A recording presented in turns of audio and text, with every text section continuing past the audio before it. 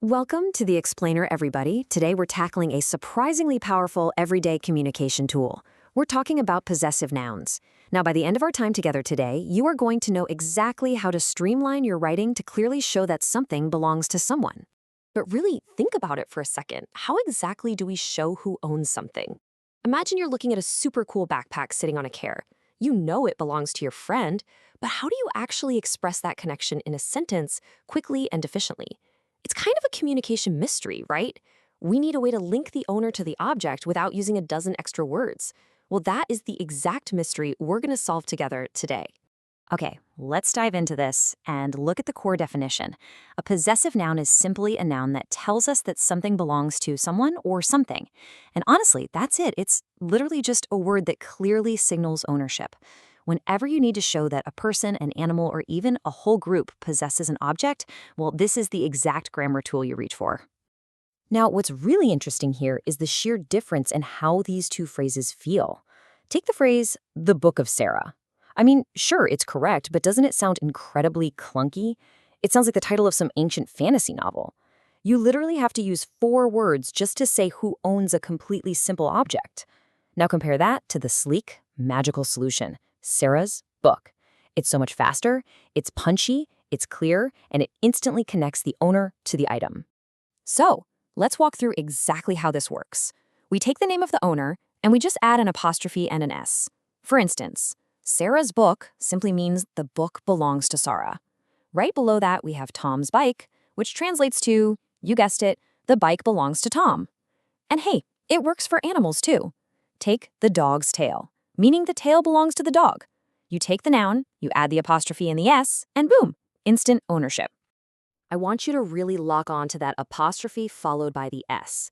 That little symbol and letter combination is the secret engine of this entire rule. Whenever you see that tiny hook, the apostrophe, right before the S at the end of a noun, your brain should immediately shout, aha, ownership! Something belongs to this person or thing. And this brilliantly illustrates how universal this rule actually is. It really doesn't matter who we're talking about.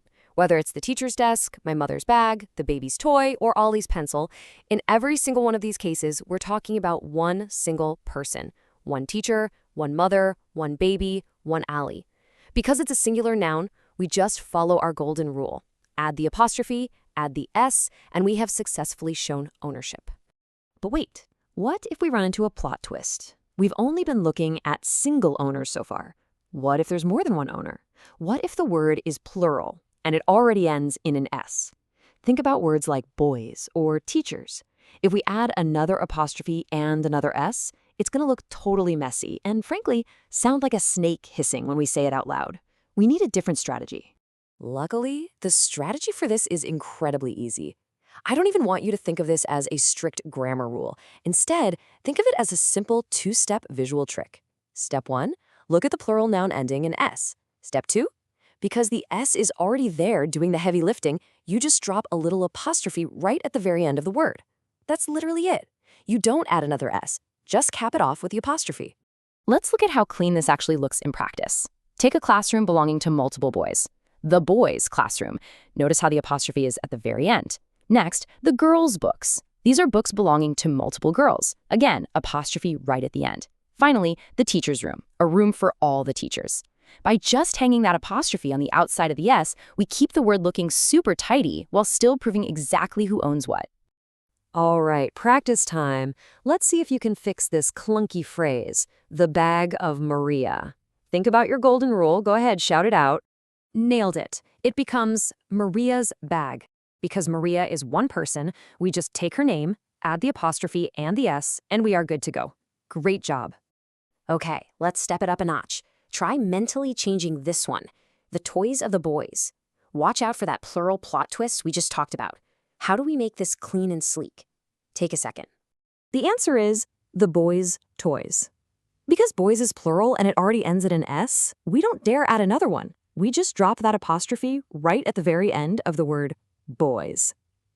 Spot on. One final practice before we move on. Let's translate this phrase into a possessive noun. The tail of the cat. What is the fastest way to show that the cat owns that tail? What do you think? You absolutely guessed it. The cat's tail. One cat, singular, So we just attach our standard apostrophe S. Excellent work. Let's move to and see how this builds into our final boss battle for this explainer. It's time for a quick quiz to test your visual recognition of these rules. I'm going to give you a sentence and you pick the correct option. Here is your first question. The blank ball is blue. Is it option A, boys with an apostrophe S, or is it option B, boys with just an S and no apostrophe?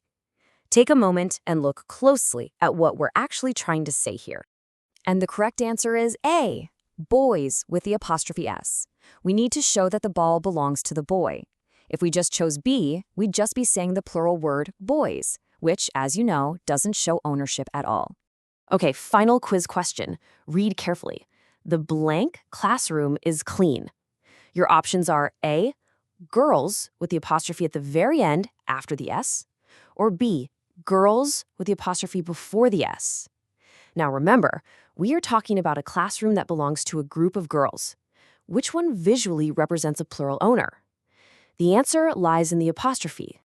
The answer is A. Because the classroom belongs to all the girls, we use the plural noun and tack the apostrophe onto the end. Recognizing that visual difference is absolutely the key to mastering possessive nouns. Really great job today. So, the crucial point is really just keeping these two fundamental rules in your back pocket. Whenever you need to show ownership, your absolute default move is to simply add an apostrophe and an S. But if you're dealing with a plural noun that already has an S on the end, you save yourself the trouble and just add the apostrophe. Keeping these two simple bullets in mind is going to ensure your writing is always crisp, clear, and perfectly readable. Now, before we wrap up this explainer, I have a quick challenge for you. Take a look around the room you're in right now. Pick an object. Who does it belong to? Try to name it in your head using your brand new possessive noun powers. Apply this grammar magic to your own surroundings today to make it second nature. But before we go, consider this. What happens if a single person's name already ends in an S, like James or Jesus? Do you add another S or just the apostrophe?